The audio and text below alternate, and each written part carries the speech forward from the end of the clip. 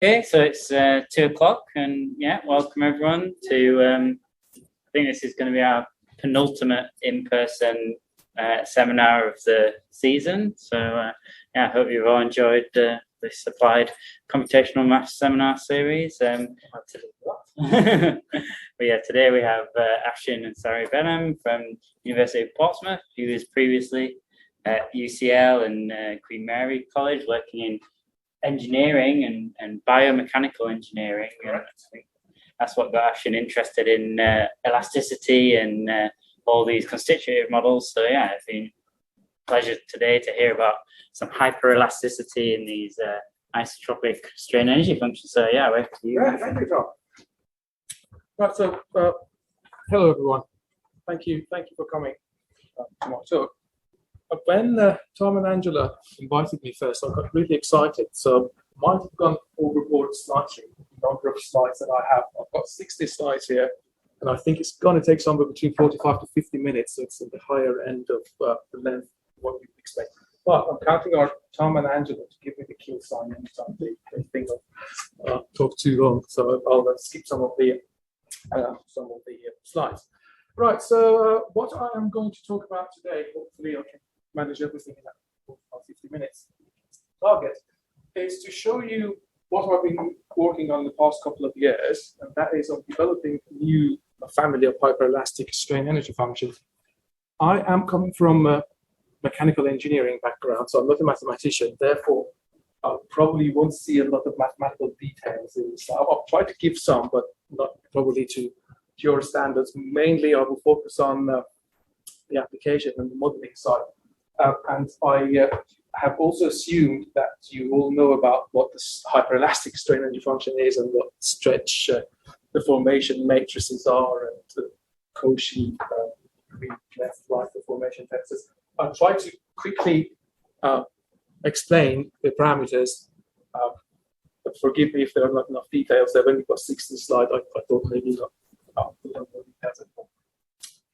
Right, and I'm hoping that by the end of my talk, I will convince some of you at least that this is a happy family in terms of more accurate and more robust modeling tools for application, future application for any of you who are interested in modeling information of rubber-like materials. I'm based at School of Mechanical Engineering and Design, University of Portsmouth. For those of you who don't know where University of Portsmouth is, haven't been to Portsmouth, we are, of course, a seafront city. Our campus is made up of buildings spread all over the city. But School of Engineering is that little anchor-shaped building there, a better view, something like this. And somewhere in the third floor is my office. And some of the ideas that I'm going to talk about today originated from that office. So if you are there, if you saw angle of the building, think of me and think of the talk today. Right, so where all this idea of new family of hyperelastic strain energy functions came about, that I'm going to take you through, was from biomechanics of heart valves. As Tom said, I am coming from a biomechanics engineering background, and I was interested during my PhD years to be able to model the deformation of heart valves. Particularly, I was interested in aortic valve. Aortic valve is this little valve schematically you see here, somewhere between your left ventricle and the aortic root that you don't see. Basically, the aortic valve is responsible for ensuring the unidirection of blood flow from the ventricle to the aortic root. And if you cut this open, for those of you who haven't worked with hearts and heart valves, if you cut the aortic root open, you see something like this. So it's a ring with 3 cusps. So if you cut that ring open, you see the 3 cusps. Each cusp is called a leaflet, and if you open it flat, it looks like something like this. You see these corrugations here. These are collagen fiber bundles. So collagen fibers are bundled together. They make these corrugations here. And as you can see, they're fairly unidirectionally oriented. And the direction along which they are lying in the leaflet is called circumferential direction in technical literature. And the other direction, the perpendicular direction, is called radial direction. So mainly collagen fibers are embedded within the circumferential direction. And for those of you who've done modeling or looked at soft tissues, this basically means anisotropy. So you're not dealing with an anisotropic material anymore. The specific type of anisotropy here is transverse isotropy. It means basically your material is softer, stronger in one direction, the direction that the fibers are embedded, and softer in the other direction that you don't have the fibers. Right, so yes, this is where the tissue that I work on, aortic valve. But if you look at the microstructural composition of what you just saw macroscopically there, you will see these wavy fibers. These are single collagen fibers. So what you saw was the bundles of them. They stick together. And if you look at it through second harmonic generation microscope, pay attention to the size bar, you will see a wavy structure like this. This is what we call the maximum projection intensity. So if you look at the through thickness structure, through the thickness of the valve. Thickness of the valve is roughly somewhere between 0.4 to 0.5 6 millimeters. If you look at the through thickness cross sections slides, this is what you see in each section. And then if you collapse all the sections together, this is a typical example. So we managed to only go to 45 microns here instead of the 500 or 600 microns, but that's a good representation. So the wavy fibers the wavy entities that you see are collagen fibers. But if you then excite the same field of view with a different wavelength, as you can do with second harmonic generation microscope, you see the other constituent in the tissue, which is elastin network or elastic fibers, they are called. And this is a network now. It's not that unidirectional distribution as you saw with fibers, right? It's a network. Basically, you've got a network of elastin, and then on top of that, or within that, you've got the collagen fibers embedded in one direction. Think of it like that, right? So you've got a tissue that's got two main load-bearing components: elastin network, collagen fibers, which basically rings the bell for the well-known modeling criteria in literature. It's called Ogden model. From the authors of the paper, seminal paper, 2000, which then they proposed you can model the tissue that is a composition of elastin network and collagen fibers with a strain energy function that is additively decomposed into the contribution of the isotropic part, the network part, if you like, and the contribution of the fiber part. Right? And so I was interested mainly in the isotropic part because fiber, you can follow something is called gradual recruitment, well-established models for that. We don't go through that. But the isotropic part, people certainly, also and Ogden, they proposed the normal, what's a normal classic, Hookean strain energy function. So the strain energy function is simple as what you see. 1/2 multiplied by a material constant related to the infinitesimal shear modulus. For those of you who haven't worked with elasticity, you hopefully have heard of Hooke's law that says stress equals to strain multiplied by a constant. It's called elastic modulus E. You can write that for shear as well. You can say shear stress equals to shear modulus multiplied by shear strain. So infinitesimal shear modulus is that elastic Hooke's equivalent constant, if you like.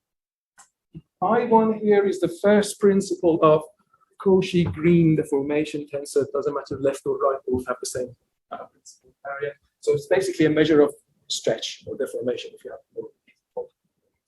Anyway, the established model in the literature for the isotropic part is the classic Hookean model, right? And then I thought, okay, let's then fit that model to what we have in literature from mechanical properties of the elastin network. And if you look at the literature or are interested in modeling soft tissue, particularly heart valves, Convexity is a big name. He's done a lot of pioneering work in soft tissue biomechanics, and he's got a paper in 1998, Journal of Biomechanics, where he basically digested everything away from the tissue, so all the collagen, other constituents, and just left the elastin within the tissue. So you look at it, it looks like the same tissue, but doesn't have any of the constituents. It's got elastin in it. And then he stretched that tissue, the digested away tissue. and then reported the stress strain data. So stretch, the x-axis, and stress on y-axis. And he did it for samples in the circumferential direction, samples in the radial direction, and more or less you can see that they're both reporting the same stress strain curve, right? Testament to the isotropic quality or property of the isotropic matrix. Okay, so this is the experimental data from the isotropic network of the tissue, and then I tried to fit the Neo-Hookean function, the Neo-Hookean model to it, right? And as you can see, it doesn't look good, does it? Right? This is the experimental data. This is how that model fits. So I thought, well, I mean, it's handy. It's an easy model, but it's not really fitting to the isotropic matrix. So I tried to think of alternative models, alternative ways to model this isotropic part, right? And so I thought, let's think about what we call non-Gaussian molecular chains. Neo-Hookean model is a basic model based on Gaussian distribution. Right? And okay, so I thought, okay, Gaussian is not clearly functioning. Let's talk about that. Let's think about non-Gaussian models. And then when you look at the literature of non-Gaussian molecular chains, you will see all sorts of terminologies referring to 3-chain, 4-chain, 8-chain, M number, as in you've got a cell and you consider different numbers of molecular chains inside 3 or 4 or 8. They refer to those as 3-chain model, 4-chain model. And I thought, what's the point? Why is that so? Why should the number of molecular chains you consider in a cell matter? And then it took the genius of this guy, Millard Beatty, in the 2003 paper, elasticity, to show that it really doesn't matter how many molecular chains you have. Don't worry about it. All of them lead to a single functional form, which is this well-known function that involves in it, as you will see, something that I've shown with L-1 inverse of the Langevin function. Langevin function, if you've heard of it, is cosine hyperbolic x minus 1 over x. The inverse of that appears in this functional form. Where does it come from?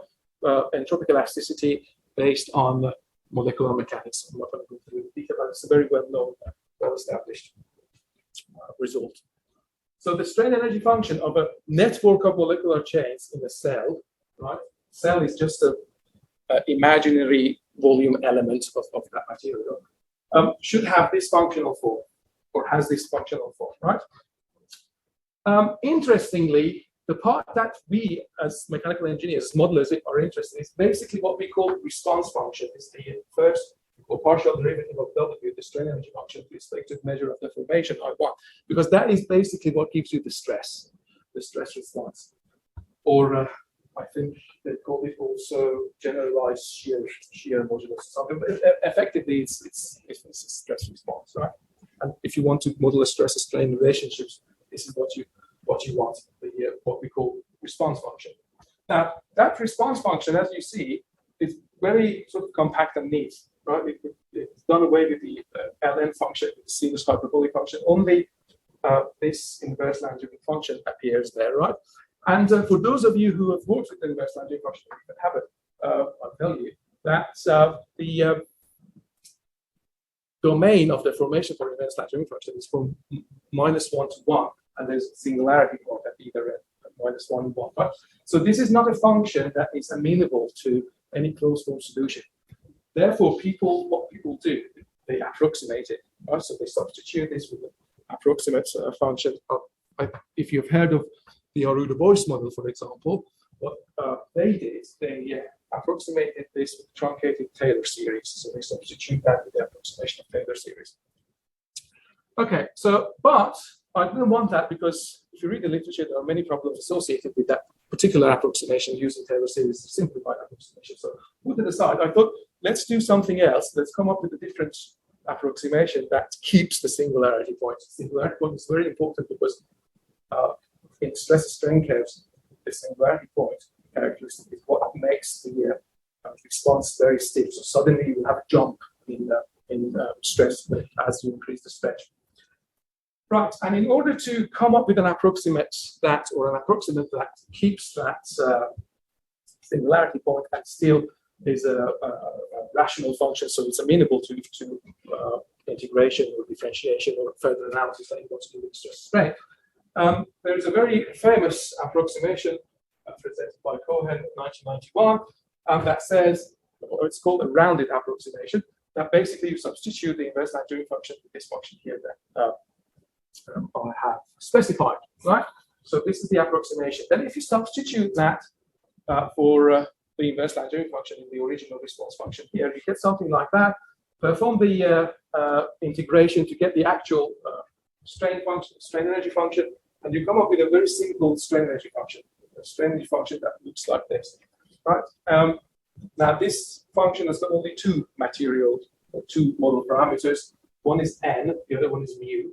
Big N is the number of straights links in molecular chain. You can idealize a chain as a series of strain zigzag-like links that are attached together. So this n will be the number of molecular chains, and mu is related to infinitesimal shear modulus. If we show that with u naught to mu 0, the relationship between the two is this. So effectively, what I'm trying to say is that you end up with a non-Gaussian new strain energy function that will look like this and it's got only two model parameters. And this was the first member of the family of the models that I want to take you through today, right? Even though everything I showed you was straightforward, there's nothing complicated, but it was interesting to me once we arrived at this model function that this model was not proposed in the literature, it didn't exist. And so we published that in the 2018 journal paper called in Journal of Biomechanical Engineering, which this is how it fits to the experimental data from the elastic network. So it fits perfectly compared to the new Hookean function, right? Okay, some of you, those of you who worked in this area might say, oh, hang on a minute, the functional form of this model is very similar to another very well-established model called the Gent model, proposed by Alan Gent in 1996, because that also has got an Ln function, and you'll be right. In fact, immediately after we published the application of that model to the formation of the elastomeric materials, Professor Ogden published a note on the same journal saying that the response function of these two, so if you calculate the first derivative, or partial differential of this function with respect to one, if you calculate the sum of these two, are very similar. They differ by a constant, and he was right. They are very similar, but he actually beat me to it there because at the time I had a paper on the review which I explored those features there, and in that paper I'll show basically this model is a better or a more accurate approximation than the Gent model. It's a higher order approximation, so it's a one order of a rational function in terms of one, whereas Gent is 0, 1. And the Gent model is not a pattern approximation of any order of the stretch the molecular chain, whereas this model is a 3 order. So anyway, what then I'm trying to say is that even though the functional form or the response function of these two models are similar, this model is slightly higher order approximation, a more accurate approximation of the inverse Langevin function. And some of you might think, okay, what's the big deal? Slightly better approximation. Well, when you fit that to experimental data, which is my main area of interest, it shows the difference. So there is a canonical data set in the literature. Those of you who work with nonlinear elasticity like materials by Treloar, published in 1944, and people still to this day, including myself, refer to this because it's a good, solid data set.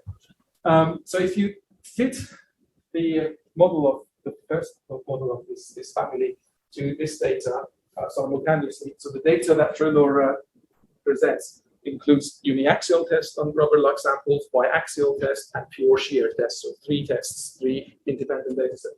If you fit the model simultaneously to all those 3, and also if you fit the Gent model simultaneously to all those 3, you see that the model, proposed model, shown here by red line, of Gent line, gives a slightly better fits. So slightly reduced errors, relative errors, particularly in this beginning, the small to mid range, the small to mid deformation range, right?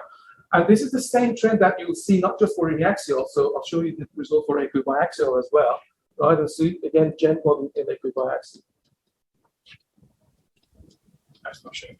Oh, it is. So the Gent model, the green line, is showing higher relative error, right? And also the same trend with pure shear data. Again, Gent model producing higher relative errors. And so we were very happy when we got this. And later on, we extended the application of this model to inflation problem of inflation. And again, this is one of the results. There are many other results in this paper if you're interested in looking at it. Again, even with inflation, the model appears to be providing a better approximation than the Gent model, particularly in this ascending branch, the inflation jump instability part, if you like. Right, okay, so hopefully this gives a good starting point of the first model in this family of models. But then once I got there, I thought of two questions. First of all, why we have to have the inverse Langevin function in the first place and then to approximate it? Right? Why can we not do away with that function altogether? Can we then construct new sets of models that have the same singularity point and have the limiting effect, but without the use of Langevin function, inverse Langevin function? And then the second generalization, the second question I was thinking was, why is it that we should use I1, the principal invariance? Because principal invariance, basically, the first principal invariant is the sum of the stretches to power 2. So stretch in direction 1 to power 2 plus stretch in direction 2 to power 2 plus stretch in direction 3 to power 2. So why should that power be 2? Why we can't have a generalized power?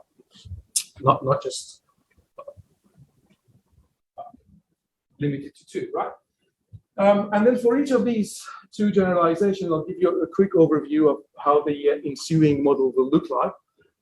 So with the first generalization, I thought, okay, let's have a response function, right?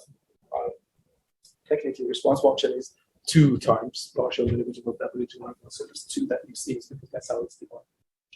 So let's have a response function that as soon as your stretch measure reaches that limit, right, the limit of extensibility, it will go to infinity. So it goes very hard, as non-Gaussian models work, right? And in the small deformations, it should give you the model parameter, the combination of model parameters in the model should give you the infinitesimal shear modulus to be consistent with all the other models in the literature and to be consistent with linear theory of elasticity, right?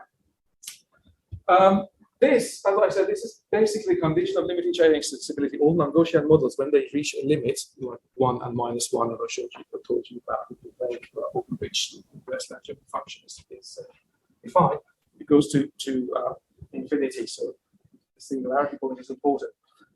This limiting chain extensibility limit can be shown to be equal to 3 times n. So whatever the number of links in the molecule is multiplied by 3, that will be the limiting chain that can be achieved when you stretch a non-Gaussian molecular chain. Right, okay. So with that in mind, let's start with a simple rational approximant of 1 order, so something like this. So assuming that my response function is the one rational approximant of I1, the generic form of A plus B over C plus D. And then I impose those assumptions. So when I reach the limiting extensibility, I want the stress go to infinity.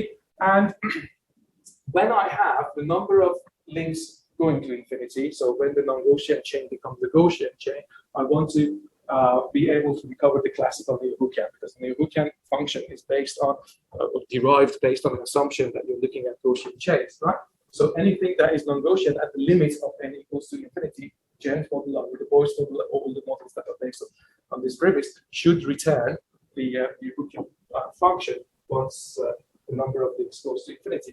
So if you impose these two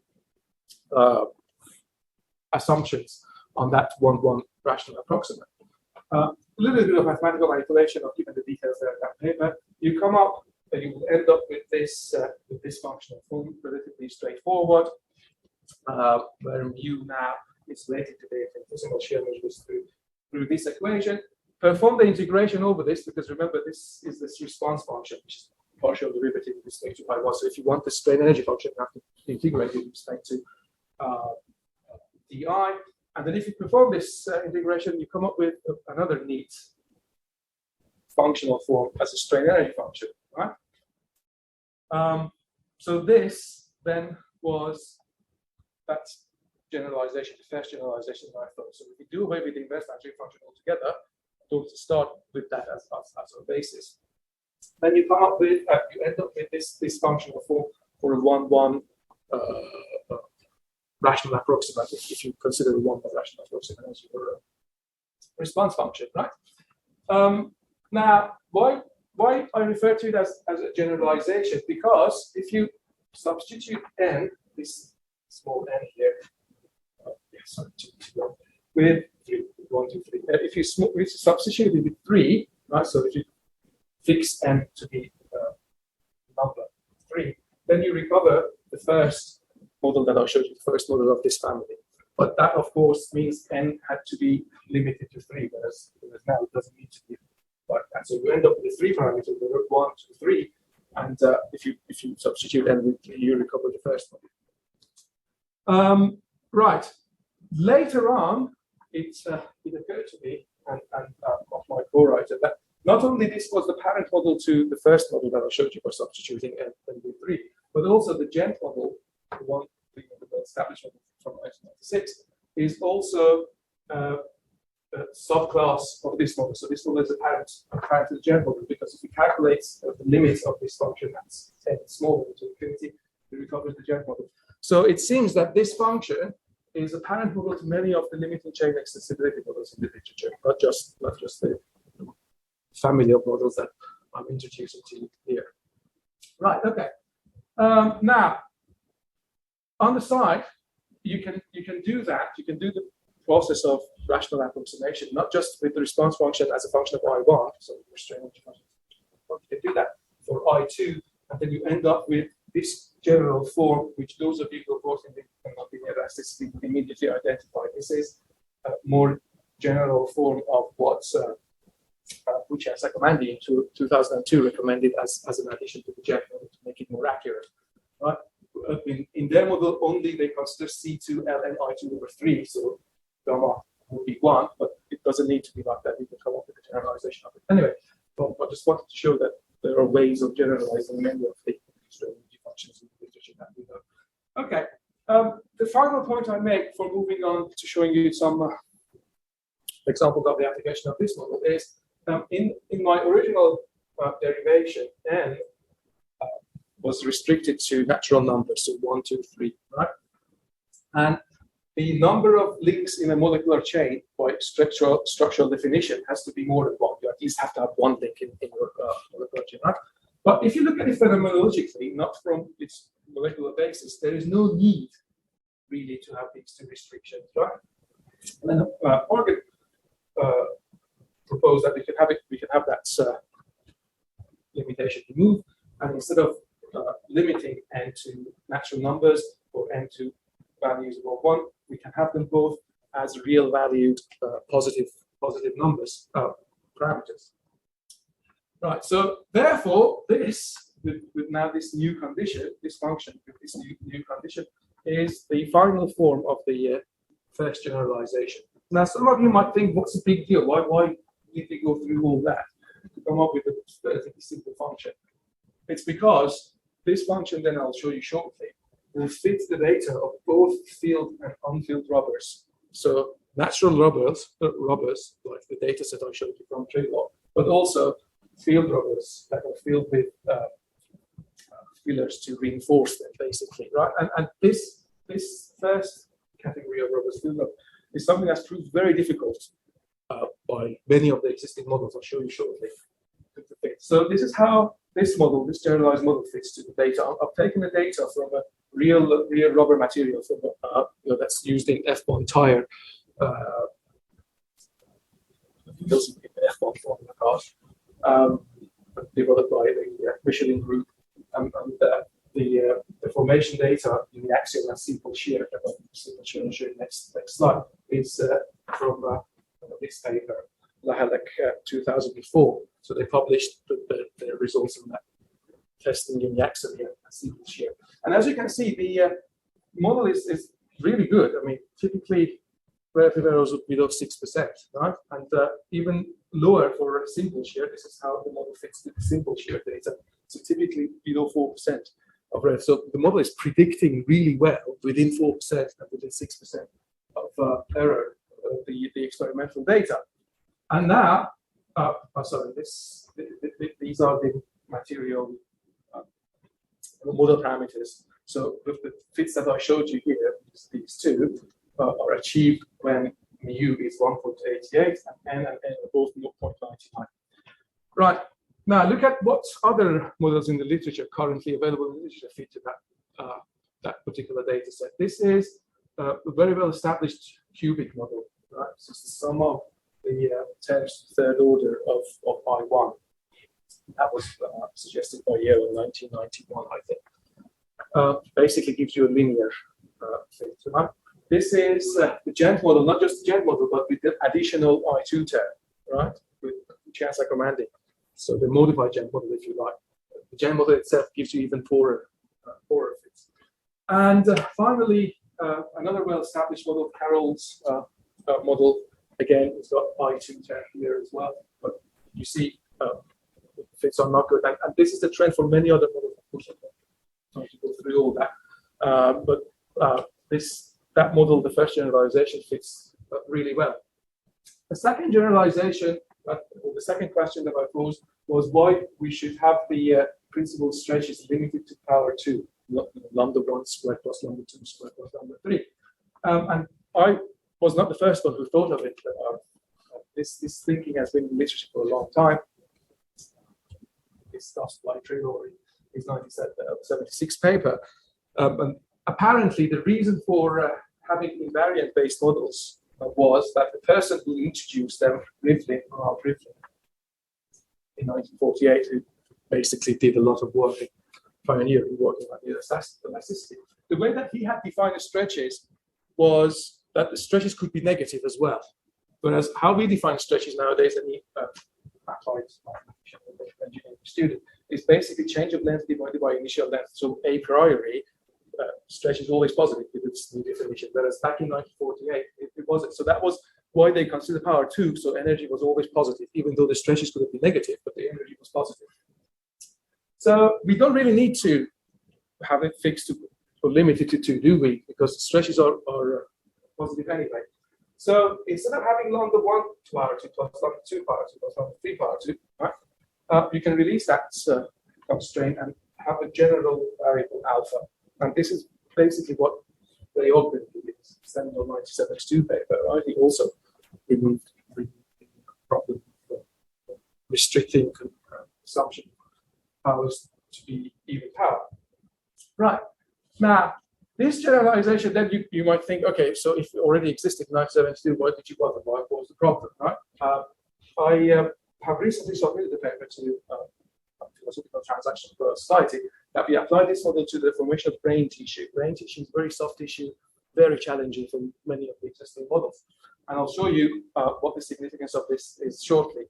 If we take the data sets presented by Sylvia Bodai, et al., that they published in 2017. Right? In that 2017 paper, they showed the application of the Ogden model to compression tension of the brain tissue, so compressing and plus exposing it to simple shear. So they used a one-time Ogden model and they fit it, and this is the fit that they've got. Very nice fit, right? The Ogden model is doing a good job. And then if you compare it to this model is doing a slightly better job, particularly in shear. So if I show you as an animation, so you see in shear, there is slight deviation, whereas this new model is closer. But the main problem is the Ogden model, when fitted to the data, produces non-convexity. Strain energy function becomes non-convex. Whereas this model remains convex. This is the plane of principal stretches of the model. Drawn different sections cuts of the strain energy function, but in lambda 1 and lambda 2 plane. Now, what is the significance of losing convexity? Is when you try to computationally implement this and do finite element, there are ranges that the non-convex model will be unstable. So your finite element result won't converge, right? So you have to have convexity for that. And this model, the second generalization that I showed you, always remains convex. So it basically has that crucial advantage. Not so much the fittings are comfortable, but the convexity versus non-convexity. You'd be interested to know probably that the problem of non-convexity is not just specific to that single data set. We've done that, and we've discussed it in that paper, soon to be published, with another data set from the same group, published in 2020. Again, Ogden model produces non-convexity. Angela's seminal paper, we've also extracted some data, fit the one-term Ogden model, again, produces non-convexity. Later on, Angela and co-workers, they tried to come up with a new sort of modification of Ogden model that then would simultaneously fit to the different deformation ranges, the different like compression, tension, simple shape, which she can verify. It's a very challenging task, right? But when we use the data that they use in that paper and fit the Ogden model, just the one-term Ogden model, still Ogden model produced non-convexity. So it appears to be an inherent problem with that model. It's not just specific data sets that we came up with. Right, okay. So so far I've showed you the first member coming from soft tissue biomechanics, hard valve biomechanics applications. Then I've showed you two generalizations, these two, right? But then it doesn't take a genius to think that, okay, so if we release alpha, so we don't constrain ourselves to the first principal value, we've got one generalization. If we release n, we don't constrain ourselves into just 1 n equals to 3, as was the first model. We come with the second generalization. Why don't we just generalize everything, right? So we generalize alpha and we generalize n, and we come up with this fourth functional form, which I like to call the parent to this family, right? Because all the other generalizations I showed you basically come from this, either fixed n or fixed alpha, right? So if you take this as the parent model, substitute n equals to 3, you come up with the second generalization, substitute alpha equals to 2, you come up with the first generalization, and if you fix both alpha and n, you end up, you recover our first model. So this then will be the most generic form of this family, or the parent model to this family. If you want to generalize it a bit more, just to be consistent with Ogden's form of presentation of strain energy function based on principal stretches, you can think of this itself being a subclass of a more parent, more generalized model, which will be the sum of these terms, right? From 1 to how many numbers, how many terms you want to incorporate. Right. So therefore, I present to you the latest member of this family, which I should have presented as the first because it's the parent model, but I didn't think of it like that. So I just show you the trend of development of my thinking of how I started with the most basic one, and then I thought I'd release alpha, and then I thought I'd release n, and then after that I thought, okay, let's release both of them and make them as most generic as possible. So because we've got the LN function here, this LN function needs to be well defined, and in order to be well defined, this constraint must be met, and we can simplify this constraint for any specific deformation that you're looking at in the axial and axial pure shape, because in the axial, for example, you've got lambda 2 equals to lambda 3 equals to lambda 1 to power minus 1 over 2 or 1/2. So there are these interrelationships between them, and this constraint becomes very simple for each of these specific deformations. And once that constraint is met, this Ln function is well defined, and the whole function remains a priori convex. Right. So I was going to go through to tell you that this function not only is the parent to the family that I showed you now, but also the parent to many of the existing models in literature, including Gent, including Neo-Hookean, including Muni-Rivlin, including Ogden. But I will skip this in the interest of time because I'm approaching the 45 minutes time, and I know that I've overstayed my welcome already. So I will give the presentation to the PowerPoint presentation to Angela and Tom, so they can share the video for those of you who might be interested to looking at how those other models will be recovered from this parent model. But to close the presentation, I'll just show you how this parent model compares with Ogden model, but not just the one-term Ogden model, but up to 3 terms Ogden model, right? So, before that, sorry, one more thing. I'm preparing currently manuscripts. Hopefully, it will appear sometime soon, and you can see it there. But in that manuscript and here now, I would not suggest using this multi-term. I only would suggest using the first term, one-term model. And the reason for that is not only the one-term model fits brilliantly to data sets that you might be interested in, but also there are many publications, including one from Yo in 1997 that says if you increase the number of parameters in the model, you might get a better fit. But what you're actually doing, you're fitting the model better to the experimental errors, not the actual experimental data. Right? So by virtue of the fact that you're increasing the degrees of freedom from model to data, what you're getting is not a better description of the actual behavior, it's a better description of the experimental errors. And then in 2004, Ogden and co-workers also showed that for 3 and 4 term Ogden models, 3-term Ogden model has got 6 parameters, 4-term Ogden model has got 8 parameters. So for 6 and 8 parameter models, there is no way that you get a unique fit.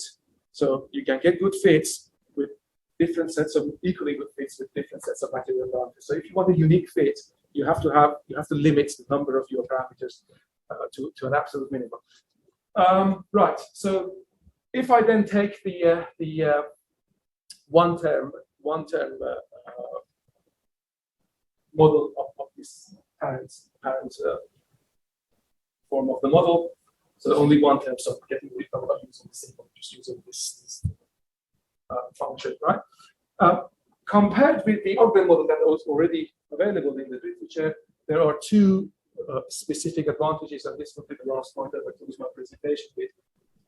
The Ogden model is known as a separable function because you can separate the stretches, principal stretches. So it will be lambda 1 to power something plus lambda 2 to power something, right? Whereas this one is not separable, of course, but we cannot separate the other part of the function. Now, why this is important? What's the implication of separable and non-separable? You can demonstrate this with many data sets, but this is a particular one that Ogden himself has also referred to. When you have a separable model, right? If you keep one of the stretches constant and then you stretch in one direction, right? And then repeat the experiment with lambda 2, again constant but at a different level, your stress strain data are just a vertical translation, right? So you're starting with the lowest, you have this curve, and then the stretch increase lambda 2, it basically vertically is translated. But that is only up to a limited value of lambda 2. If you stretch lambda 2 high enough, look at this third one, it's not a case of vertical translation anymore, right? You see that it wants to basically intersect. They're intersecting, they're not parallel to each other, they're not just moving vertically. Ogden model cannot capture this, whereas this model, well, let's say this model can. Of course, there's still deviation, but look at what Ogden model does in comparison, right? Okay. So this model, which is a non-separable model, has a better chance of capturing the behavior like this, whereas Ogden model, you see, is basically just a vertical displacement. Right? So that's the first distinct advantage. And the second distinct advantage is the convexity, as I alluded to before. I showed you only one term of the model initially, but now I'm going to go up to three term of the model, so 6 parameters. So this is the fit you get with one term, and if I increase it another term, so 2 term, you get slightly better fit, and if I increase a third one, you get slightly better fit still, right? So that's 3 Right? So you see that it basically catches the convexity better, right? And this is the one-term model, the parent model, which only got 4 parameters. So compared to the 3-term Ogden model, which got 6 parameters, it's giving you slightly worse, if you want to fit, only slightly, not too much, but slightly worse fit. But again, look at the convexity plots. 1-term, 2-term, 3-term, all non-convex. So it doesn't really matter how many terms of Ogden you use, you still get for a specific data set from convexity, whereas with this model, you always remain convex. Right. I talked for 50 minutes. I'm very sorry. Thank you for listening. Thank you for coming to the talk. These are the 4 strain energy functions that I introduced today in my talk. I hope I've convinced some of you, if you want to work in linear elasticity modeling field, these models have some merit to them to be used and are more accurate or robust compared with some of the existing models in the literature. So, as I said, thank you very much, and sorry for talking for longer than I should have. Thank you.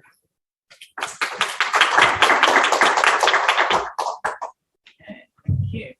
Yeah, we'll take any questions for Afshin from the audience or online. I don't know. Yes. Okay, so just for the sake of the students who are in the audience, why is it important? Why is the convexity a big deal? Yes, so 2 reasons. If you look at, but there are some, how should I say this? Reference books, all the books about beginners. One of them is what Ogden has used. It's called finite nonlinear deformation. Finite nonlinear elasticity, something like that. Professor Ray Ogden. But that's something. So if you read that book, there is a section on convex function, why convexity is important. There are 2 main reasons. First, when you model a stress-stretch relationship with the material, you want to have a one-to-one relationship between stress and stretch. So at one level of stretch, you have one stress. At another level of stretch, you have another stress, right? When you lose convexity, that one-to-one relationship is lost. So it's like you're having dissipation, you're having hysteresis in the material. So when you load and unload, the loading curve and unloading curve don't fit together, which is what violates the assumption of hyperelasticity. So if you want to have a hyperelastic material, it means that the material has no dissipation. If you load it and unload it, it's exactly the same thing. If you lose convexity, that is lost. So that's one problem with loss of convexity. The second problem, as I said, only briefly, and I won't go into detail, when you want, if you try to numerically implement especially in the non-convex material, non-convex model in the finite element setting, there are some ranges where what becomes non-convex, that you have instability. So your finite element analysis will be very profound. Therefore, convexity poses 2 problems. One, it shows that you've got dissipation if you lose convexity, which is ultimately the assumption of hyperelasticity. And second, it will create numerical or computational instability.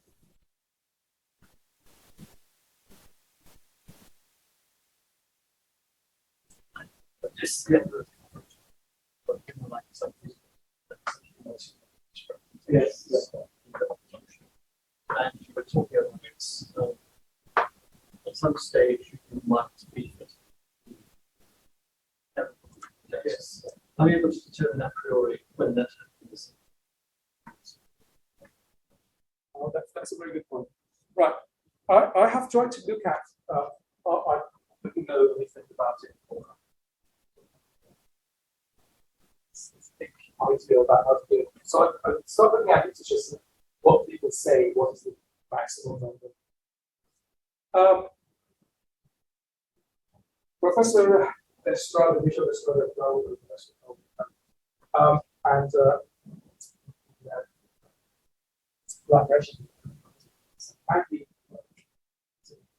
they have published many papers on what they refer to as weakly nonlinear elasticity. So basically, the way I understand it, different powers of measure of stress or strain. So power 2, power 3, power 4. And they're, I mean, they don't explicitly say, but what they advocate is you have any model, any of these certainty functions, needs to be compatible with the results of at least fourth order nonlinear or weakly nonlinear elasticity. Fourth order nonlinear elasticity has got 3 constants. So it appears that your model at least have 3, right? So that's the minimum opportunity compatible with nonlinear elasticity. That's the lower bound. Upper bound I don't know, right? But Ogden himself has shown that 3-type Ogden model for one model factors won't have if you're not able to obtain unique things. So if we take that as the upper bound, and 3 as the lower bound, so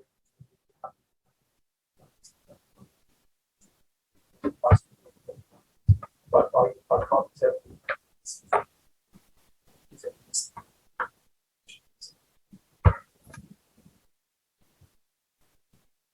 What are the definitions? I had the inflation of a shell, so a spherical shell, also right. But that was for the first number. But there's no reason why it shouldn't be.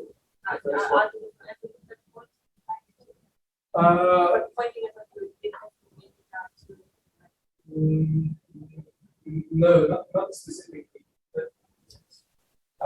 There's a paper by Ogden and that's check extensibility models. Not only capture the function but there's also an inverse function. Yes, the limited chain extensibility model predict that, but they will show external predict that this will happen. The limited chain extensibility model predict it, but show it. And then he basically applied the same idea to the first time we looked at models that published a paper in torsion. But as a subsection, we also show that prediction of negative also is predictable by that first time we looked at the models. That would be good.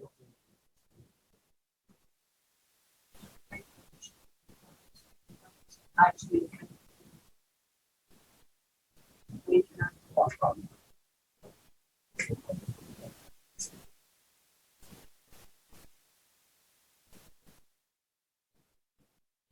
so I wonder about the physical interpretation of these. So you fit your experiments and you've got your alpha and your x and everything. Like, does that tell you something in itself about the material, or is that conceivably okay, so the starting point was the structural molecular base. So assume that we've got a certain number of molecules and this shape, certain things will not utilize this.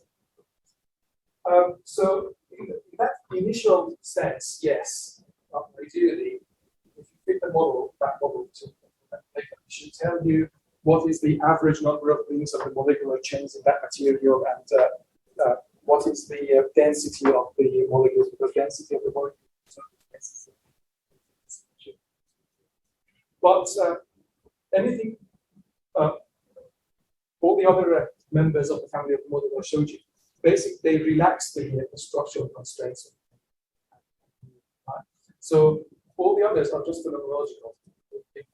They won't, unless by chance it happens that you fit the model to the data and by chance you get n greater than 1 and small n real number, right? Then that is the molecular basis. But in general terms, the 3 remaining ones that I showed you for structure. It's just that the non-Gaussian makes them can be something structure.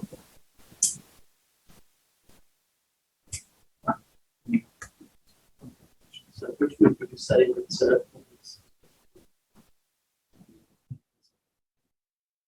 I wouldn't probably say to him, no, but I'll try to show with some experimental data that this model can. I mean, this model is gold standard, really. But I'm trying my best to show, yes, the model is good, but it can be part of the sediment.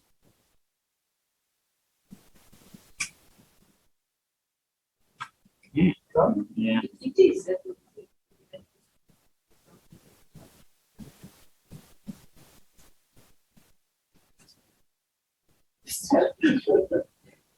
I don't know that.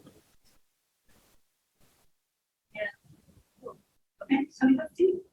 Yeah. So Thank nice. you very much. Yeah, And thanks, sorry Afshin. for using the sort of Sorry, please. limit of your time. Oh, no, perfect. Okay. Thank Afshin one more time. Thank you. Yeah.